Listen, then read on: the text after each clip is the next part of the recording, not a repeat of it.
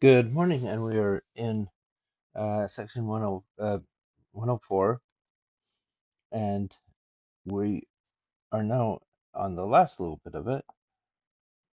And I must admit, I do have a friend that is um,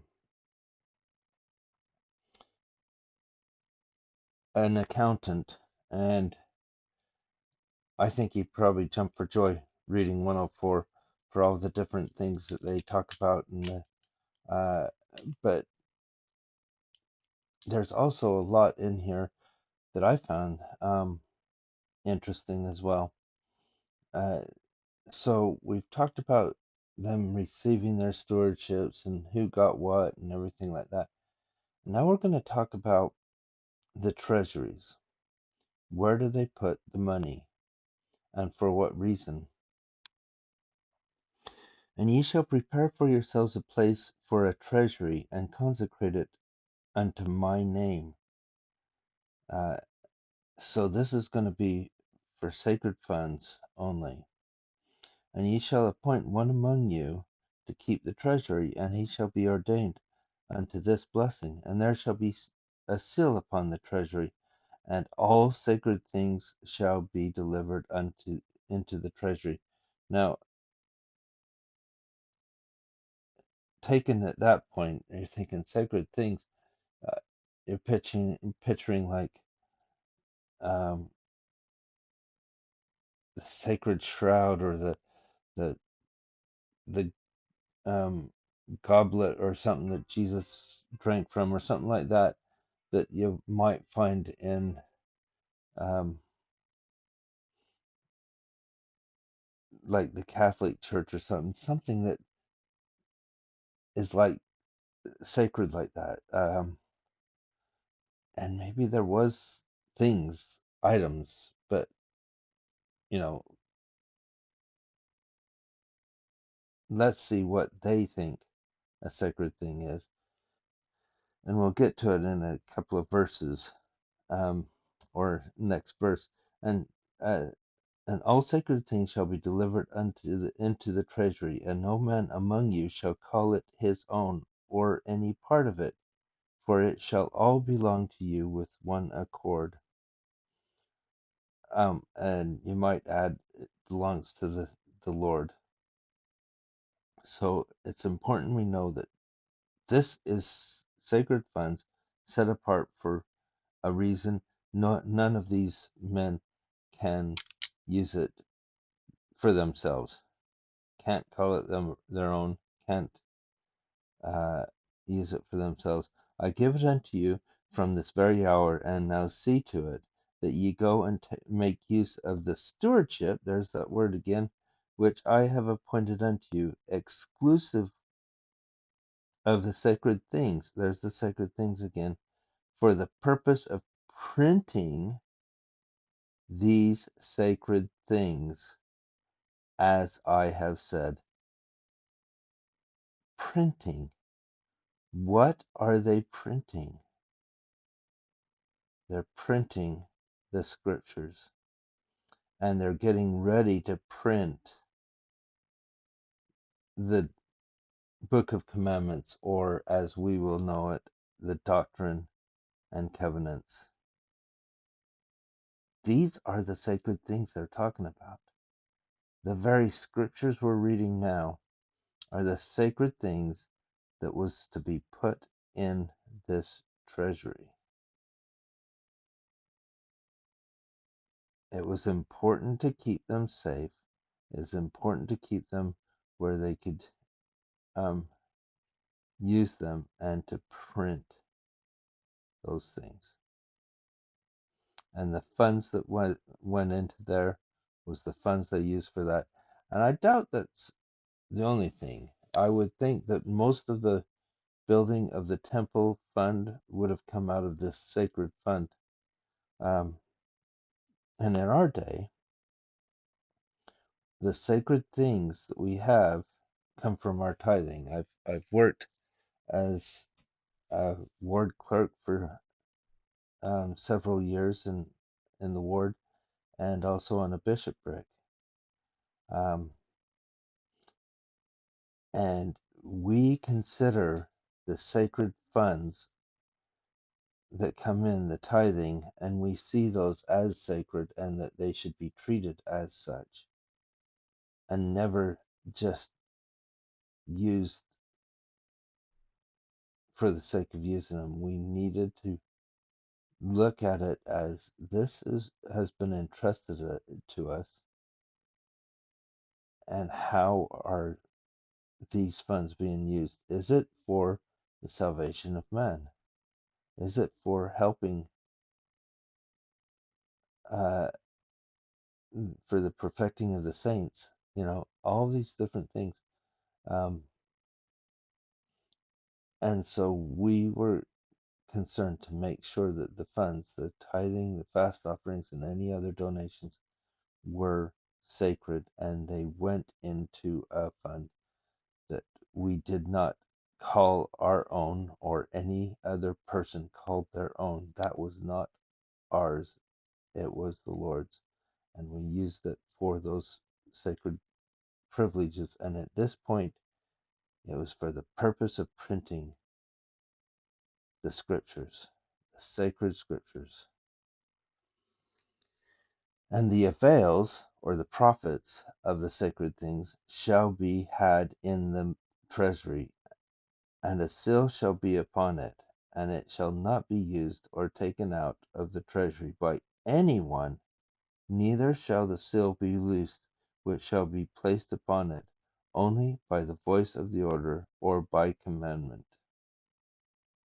These funds were to be used for the printing of the sacred things, and the profits from those, because they would sell the copies. They had to. They couldn't otherwise. Would then go into um, back into this so that you can print more sacred things, and you couldn't just take it out. And none of them could claim it either. They couldn't say, "Oh, that money we've put into that. I want my money back." Yeah, it's not your money. Um, I recall not too long ago someone wanting to sue the church because they wanted their tithing money back because he didn't like how they were spending it. And of course, you can't do that. You put your tithing in, it's not your money anymore. That's part of the contract. That's part of what you're doing. And we then leave it for the Lord and his servants to use it appropriately, and they don't use it, they can't even use it upon themselves. And thus shall ye preserve the avails of the sacred things in the treasury for sacred and holy purposes. That money is there, and it'll stay there for those purposes, not for anybody's satisfaction. And I think this is what was different than before. Before there was a lot of them saying, "Hey, this is mine. Um, I'm the one that's doing this. I deserve the avails of my efforts." And this shall be called the sacred treasury of the Lord, and the seal shall be kept upon it, that it may be holy and consecrated unto the Lord. And again, there shall be another treasury prepared. So this is the second treasury, and the treasurer appointed to keep the treasury, and a seal shall be placed upon it. And all the monies that you receive in your stewardships. Now remember, we talked about their stewardships just earlier, and each one of them would get a certain stewardship. Um, I think was it Oliver Cowdery got a tannery, and there was printing office.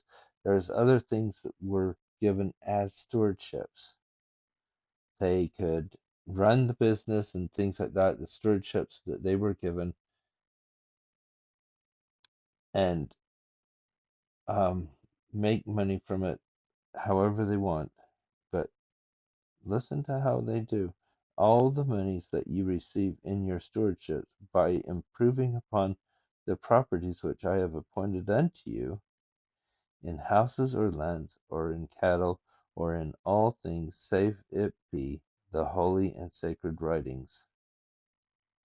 So remember, the holy and sacred writings is in a different fund, but these are put in another um, treasury, um, which I have reserved unto myself for holy and sacred purposes, shall be cast into the treasury as fast as you receive monies, by hundreds, by fifties, or by twenties, or by tens, or by fives. So if you just make $5 or something, £5, that goes into the fund. Or if you make 500, then you put that in the fund.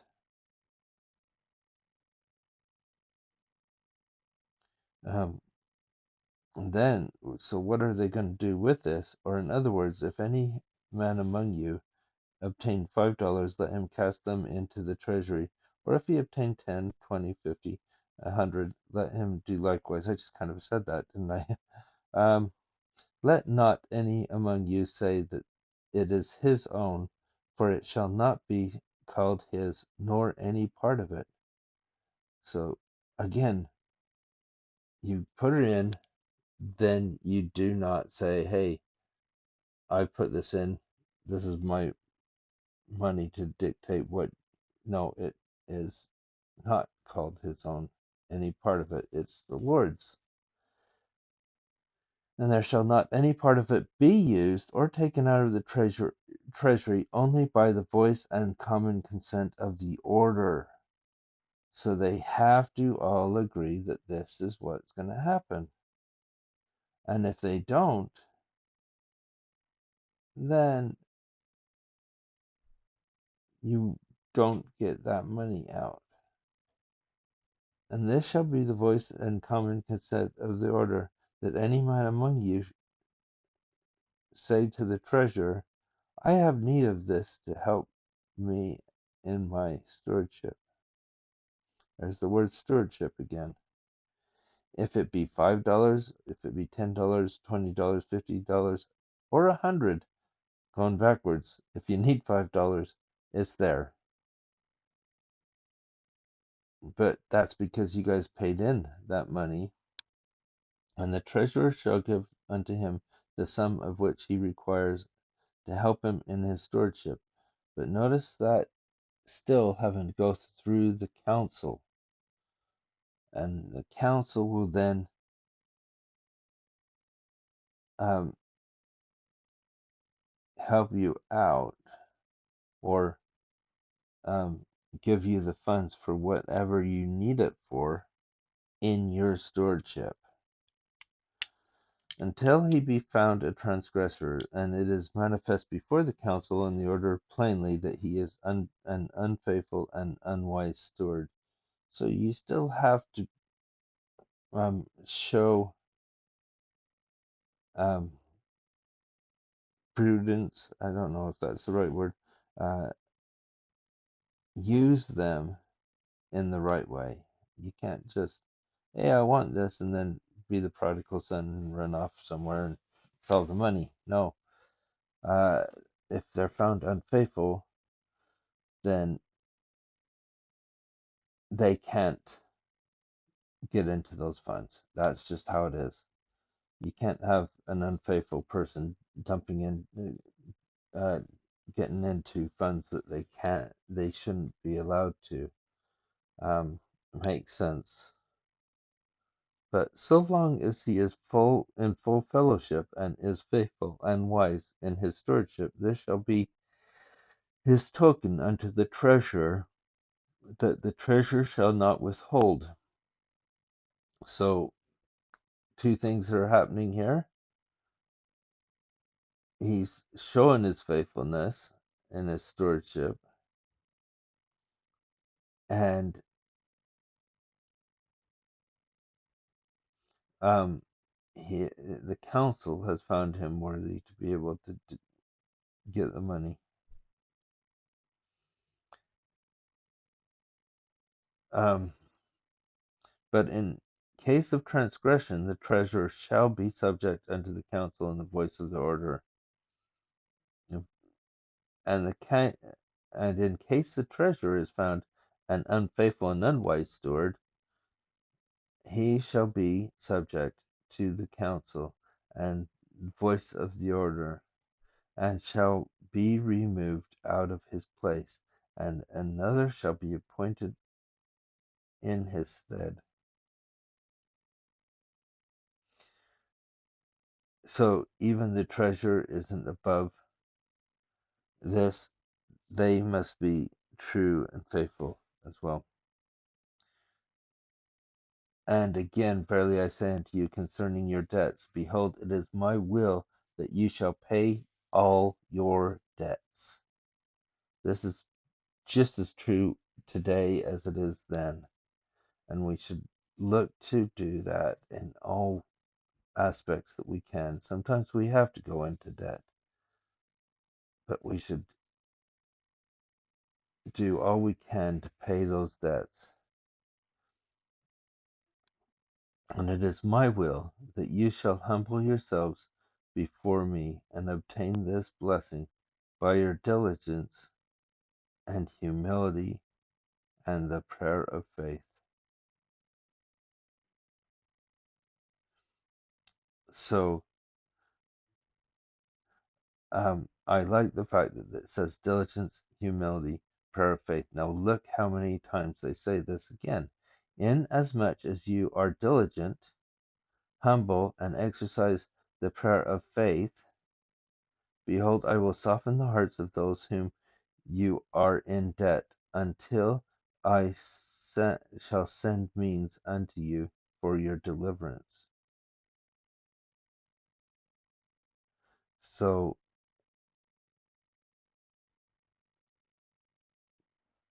you need to be diligent, you need to be humble, and pray in faith. And I think this is important in our own lives and the way that we conduct ourselves. Um, Therefore, write speedily to New York, and write according to that which shall be dictated by my Spirit, and I will soften the hearts of those to whom you are in debt, that it shall be taken away out of their minds to bring affliction upon you. So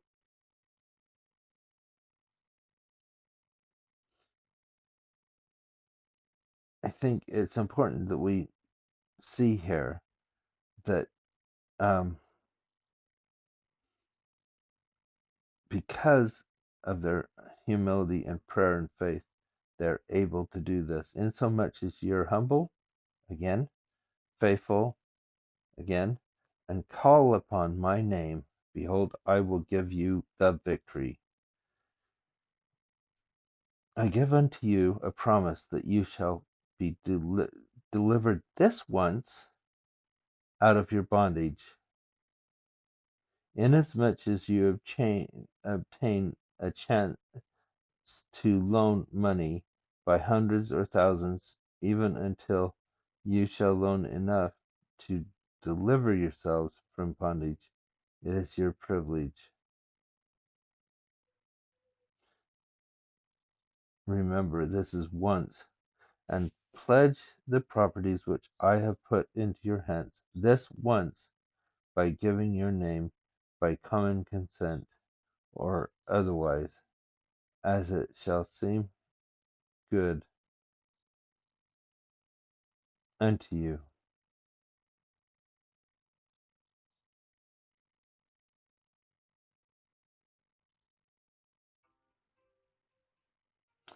And now, just looking at this, I just think it's interesting that he's saying you're in a really tight situation, and this once you need to be able to get out of it. And I'm going to give you this once and not again. So do it right this time. I give unto you this privilege, this once. Behold, if you proceed to do the things which I have laid before you according to my commandments, remember being humble and um,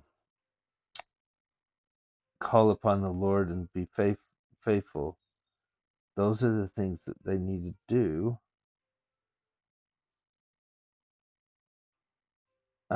And do the things which I have laid before you according to my commandments. All these things are mine, and ye are my stewards. There's that word. And the master will not suffer his house to be broken up. Even so, amen. As long as they're faithful, this can and um, will work this once. So if I can give anything on this, it's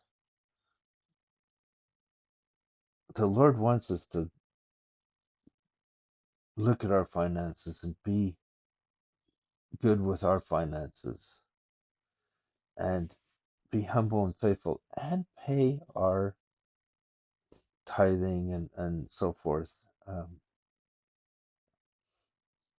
Consecrate our time and our talents and things that we have to the Lord. This is the things that we do. We may still have our own houses and our own things, jobs and everything, but remember for how we get this, that it's not just us, but the Lord has blessed us. And I hope you can see the blessings in His life for you today. And I hope you have a wonderful day, and we'll see you tomorrow. Why does it do that?